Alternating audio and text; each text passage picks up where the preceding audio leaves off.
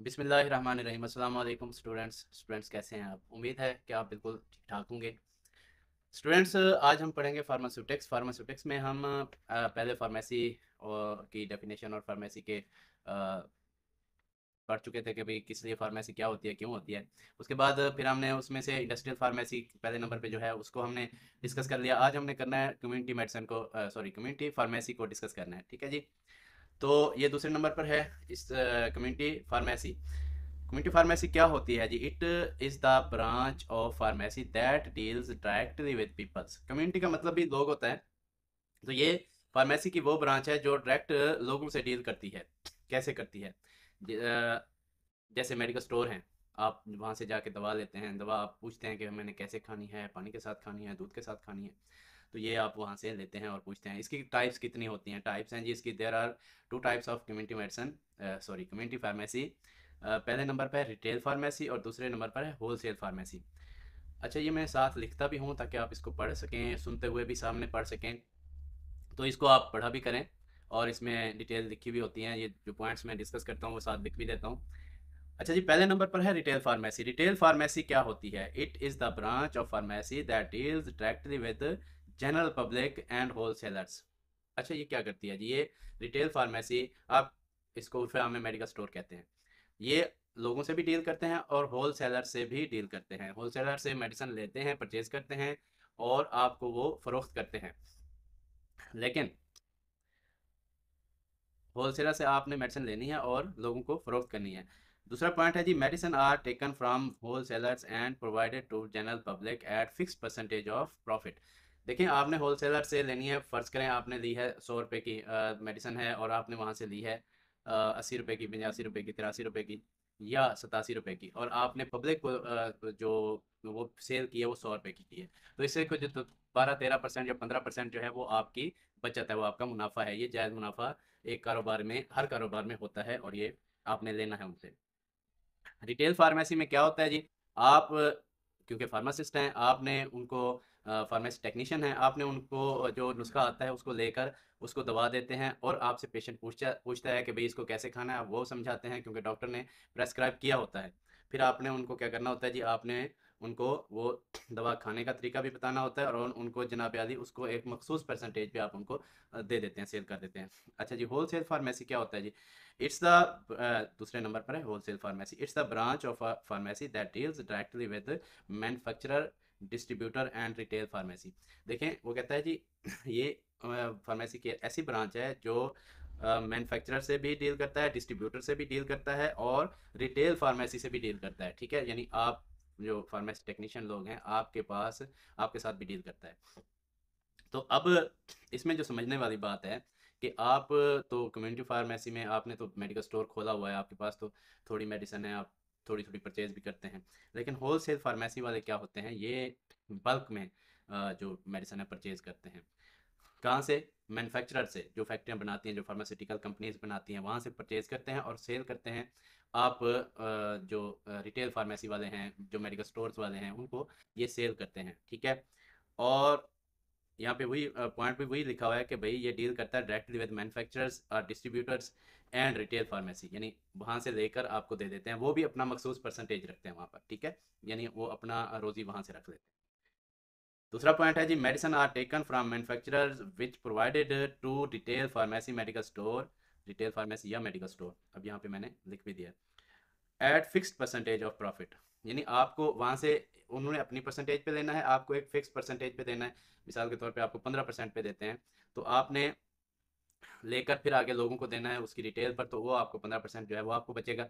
लेकिन वो वहाँ से जो पीछे से लेके आते हैं, उनको उनको पता होता है कि वो किस परसेंटेज पर लेकर आपको सेल कर रहे हैं। ठीक हो गया जी। तो आखिरी जो इसका पॉइंट है, it has no connection with patient. ज़ाहिर बात है, होलसेल फार्मेसीज या डिस्ट्रीब्यूटर्स का पेशेंट से कोई कनेक्शन नहीं होता। ये रिटेल फार्मेसी से इनका कनेक्शन होता है, मेडिकल स्टोर से इनका कनेक्शन होता है। ये मेडिकल स्टोर्स पर आकर मेडिसिन लेकर जाते हैं।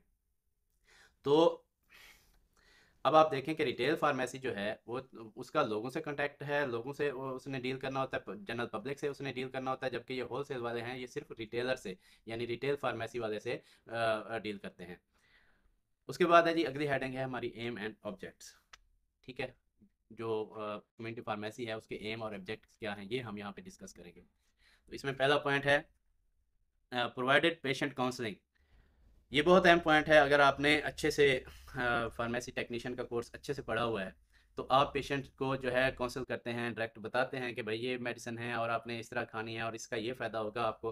क्योंकि डॉक्टर्स के पास टाइम नहीं होता, डॉक्टर्स ने नुस्खा लिख कर दे देना होता है, वो आपके पास लेकर आते हैं, आपने उनको सारा उसका खाने का भी तरीका बताना होता है, उसको आपने उसको समझाना होता है कि इसका ये फ़ायदा होगा, इसका ये नुकसान होगा, ये सारी चीज़ें आपने उससे काउंसलिंग करनी होती है, किससे भी, पेशेंट से। तो दूसरा पॉइंट है चेक ड्रग ड्रग इंटरेक्शन। ये दो तरह की चीज़ें, ये इसका उर्फ आम पे ये मीनिंग होगा कि आप इसका क्या करते हैं जी, आप नुस्खा देखते हैं, नुस्खे में आप देखते हैं कि दो तरह के पेन किलर लिखे हुए हैं, तो आप उसको बताते हैं पेशेंट को कि भाई आप अगर ये वाला पेन किलर खा लें, ये सस्ता भी है और मयारी भी है, तो आप इससे भी ठीक हो जाएंगे। ये दूसरे वाला अगर आप ओमिट कर दें, छोड़ दें, तो कोई इशू नहीं है, आप इससे ठीक हो सकते हैं। लिहाजा आप उसको कह देते हैं कि भैया आपने ये वाला, ये इसको छोड़ दें, इस तरह आपका बचा जो पैसे हैं वो भी बच जाएंगे और आपको जो सेहत आपकी है वो भी बहाल हो जाएगी। ठीक हो गया जी। अच्छा, इसको अगर थोड़ा डीप जाके देखें तो ड्रग ड्रग इंटरेक्शन होता है कि भाई आपने अगर 2 या 4 या 6 मेडिसिन आपको डॉक्टर ने प्रेस्क्राइब की हैं, तो आपको, अगर आपने फार्माकोलॉजी अच्छे से पढ़ी है, जो आपको मैंने सेकेंड ईयर में पढ़ानी भी है, तो उसमें आपने अगर अच्छे से पढ़ी हुई है तो आप बता सकते हैं कि भाई ये वाली दवा इस दवा के साथ नहीं खानी चाहिए। एक हो सकता है ये दोनों आपस में इनका जो है इंटरेक्शन नहीं है और ये आपस में लड़ पड़े और आपको नुकसान दें, या आप उसे कहते हैं कि आप ये दवा इनका इंटरेक्शन जो है वो अगर इनको साथ में खाएंगे तो इस तरह का आपको नुकसान दे सकते हैं। ये सारी जो डिटेल है वो आपने वहाँ पे पेशेंट को समझानी होती है। इसको कहते हैं चेक ड्रग ड्रग इंटरेक्शन, यानी अगर अच्छे से आपने पढ़ा हुआ है तो आप वहाँ पे उसके नुस्खे को चेक कर सकते हैं। तीसरे नंबर पे है check adverse effects. Adverse effect को भी हम ब्रॉडली लेते हैं, ये काफ़ी मतलब, एक तो आप कह सकते हैं कि मेडिसिन ये आप खा रहे हैं तो इससे इससे आपको क्या नुकसान हो सकता है। वैसे तो तमाम जो केमिकल हैं मेडिसिन में वो नुकसानदेह होते हैं, लेकिन जो आपको ज़रूरत है आप उसको ज़रूरत से ज़्यादा खाते हैं तो उसको आपको क्या नुकसान हो सकता है। उसमें दो चीज़ें लेते हैं। एक तो ये है कि कुछ मेडिसिन खाने से आपका जो पेशाब है उसका रंग बदल जाता है, आप परेशान हो जाते हैं, लो जी मुझे तो लाल पेशाब आने लग गया, कहीं खून तो नहीं आ रहा, लेकिन बेसिकली वो मेडिसिन का रंग होता है। पहले ज़माने में क्लोरोक्वीन की गोलियां भी आती थी जो खुली होती थी, वो खाने से पेशाब जो है लाल हो जाता था। उसके अलावा भी कोई मेडिसिन है, उसके अलावा मल्टीविटामिन होते हैं जिसकी वजह से पेशाब लाल हो जाता है, पेशाब का कलर, तो उससे वो आपको बताता है कि भैया आपने इससे परेशान नहीं होना, ये हो जाता होता है। ठीक है जी। अच्छा, इसके अलावा आप बताते हैं कि जी आप ये सांस की तंगी की वजह से आपने आप ये एक साल्ट ले लें जिसको साल्बुटामोल कहते हैं। इसको अगर आपको खाने से इसको हो सकता है कि आपके हाथ कांपने लगे, आपका जिस्म कांपने लगे, या ये जो आप इंजेक्शन लगवा रहे हैं इससे आपका जिस्म कांप सकता है, हाथ कांप सकते हैं, लेकिन ये फॉर द टाइम बीइंग होगा, ये बाद में ठीक हो जाएगा। तो ये आप उसको बताते हैं पेशेंट को। चौथा पॉइंट है जी चेक ड्रग फार्मूला। यहाँ पर दो चीज़ है, हमारे यहाँ पर अताइयों की भरमार है, वो भी देखा देखी डॉक्टरों के जो है नुस्खे लिखना शुरू कर देते हैं, वहाँ पे भी उनको पता नहीं होता कि भाई मैंने ये जो फार्मूला लिखा है ये फार्मूला आया पेशेंट को सही रहेगा या नहीं रहेगा। उसके अलावा नया डॉक्टर आता है, नया नया डिग्री लेकर आता है, तो वो बैठा होता है, पेशेंट को कहता है कि जल्दी ठीक हो जाए, तो पेशेंट को दो दो एंटीबायोटिक्स दे देता है, दो दो पेन किलर दे देता है। तो उससे आपने क्या करना है, उससे आपने पेशेंट को चेक करके बताना है कि यार ये मिसाल के तौर पर एक फार्मूला है जो आप ले रहे हैं, इससे भी आपने ठीक हो जाना है, ये सेकंड वाला फार्मूला आप ओमिट कर दें, इसको छोड़ दें। ये फार्मूला आपको सिर्फ आपकी जेब पर बोझ बन रहा है, इसके अलावा आपकी सेहत पर इसने कोई इफेक्ट नहीं करना, हो सकता है इसका साइड इफेक्ट ज़्यादा हो जाए। तो ये आपने फार्मूला चेक करना है नुस्खे का कि भाई ये देखें, एक ही फार्मूले में बाज़ एक ही फार्मूले में दो गोलियां लिख देते हैं डॉक्टर्स, जल्दी में भी लिख देते हैं, नए डॉक्टर्स भी लिख देते हैं, तो उसको आपने पेशेंट को समझाना है। और जो इसका अगला पॉइंट है ऑर्गेनाइज हेल्थ कैंप्स। आप जब आप फार्मेसी टेक्नीशियन का कोर्स कर लेते हैं तो आप क्या करते हैं, आप कहते हैं कि मैंने लोगों के लिए मैं आसानियाँ पैदा करूं, तो आप लोगों को कैंप, हेल्थ कैंप जो है ऑर्गेनाइज कर लेते हैं। उससे क्या होता है कि आप जब आप कैंप लगाते हैं तो कैंप से लोगों को एक तो सेहत थोड़ी सस्ती मिल जाती है, दूसरा ये है कि आपको पता चल जाता है कि कम्युनिटी में कितने लोग हैं जो इसका हक भी रखते हैं, फिर आप नेक्स्ट जब आप अपने मेडिकल स्टोर पे बैठे होते हैं तो उनको आप रियायत भी कर सकते हैं। अगला पॉइंट है जी ऑर्गेनाइज सेमिनार।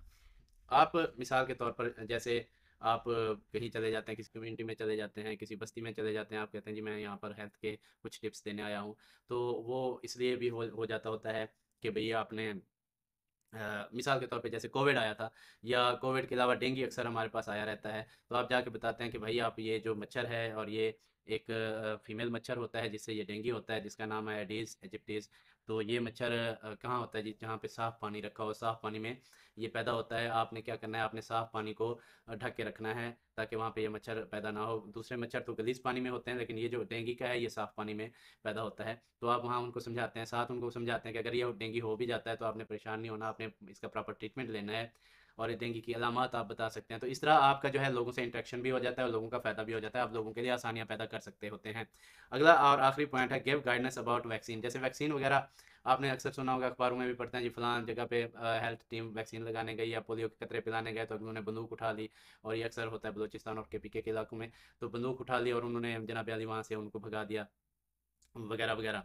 तो आपने अपनी मिसाल के तौर पे एक चक है, एक बस्ती है, एक कम्युनिटी है, वहाँ जाकर आप उनको क्या करते हैं, उनको अवेयर करते हैं कि भाई ये वैक्सीन ज़रूरी होती हैं, इससे आप की जो है डिजीज़ से बच सकते हैं। पोलियो एक बहुत गंदा मर्ज़ है जिसकी वजह से कोई एक पाँव, कोई एक टांग, कोई एक आज़ा जो है वो मफलूज हो जाता है, तो सारी ज़िंदगी बच्चा जो है वो मोहताज हो जाता है। इसलिए आप इसके कतरे पिलवा लिया करें और बाकी वैक्सीनेशन करवा लिया करें। तो इससे क्या होगा कि आप क्योंकि पढ़े लिखे हैं, आपको पता है, इसलिए आप जाके आगे बताते हैं। तो उन बताने से, आपके बताने से जो है किसी का भला हो जाएगा, तो आपको उसका सवाब तो मिलेगा। एज ए मुस्लिम हम इसको सवाब की नज़र से भी देख लेते हैं, लेकिन आप जो है आपका आप कम्युनिटी का भला भी कर रहे होते हैं। ठीक है जी, नेक्स्ट लेक्चर में मिलते हैं इंशाल्लाह, तब तक अपना ख्याल रखिएगा। अस्सलाम वालेकुम।